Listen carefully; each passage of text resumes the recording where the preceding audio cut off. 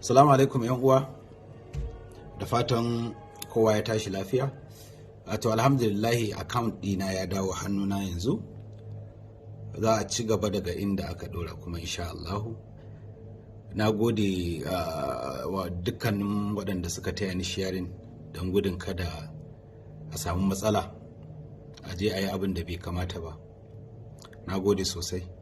Idan kuma sun ƙara kwamishe ni, to zan sanar da jama'a. Ku yi haƙuri, na san ba bari na za su yi ba, za su ci gaba da ƙoƙarin ta hanyar da za su ga cewa sun yi abin da suna ganin shine abin da zai dakatar da ni daga motsi. So in sun sake kwamishewa zan sanar da jama'a. Ina yin haka ne ba don komai ba, saboda gudun kada a je a zalunci wani ko a postin abin da zai jawo min matsala ko ya jawo wa addini na matsala. Ina gudun haka ne, shi yasa nake sanar da ku da za a iya karba domin sunana Adam A Zango, sunan shi Gwabrat na Danko, sunana Auta MD Boy, Hamisu Breka. Ku jira mu, za mu zo muku da wata waka mai taba zuciya. Insha Allah. sai kun yi kuka. Kwari. Baba ai masa aure, ni kuma na ce ban isa aure ba. Baba. Ni kuma na ce ran gangan. Rai kai kuma me kace? Allah.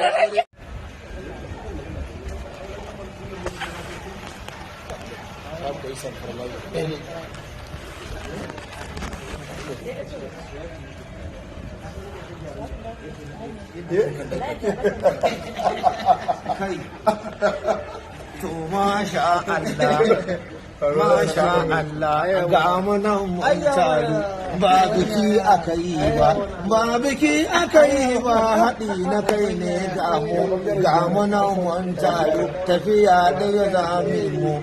In a siyasa ake yi kowane zance, gaba ɗaya gunnan tafiya ɗaya zame mu, wanda ya shirya ko ina ya zo don gamu.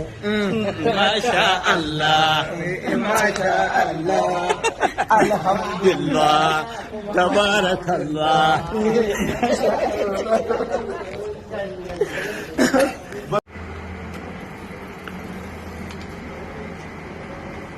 wani abu akan wani tafiyar taku. Assalamu alaikum wa rahmatullahi. Mu 'yan ajin kek mun zo da mu ba ma Hajiya Farida Musa Jauro tauraruwar Igire tare da Adamu Musa tare da Adamu Abdullahi Zanko da Jamila Adamu Kocila za mu ba su kyauta irin jajirce wanda suka yi akan wani abin ya tafi.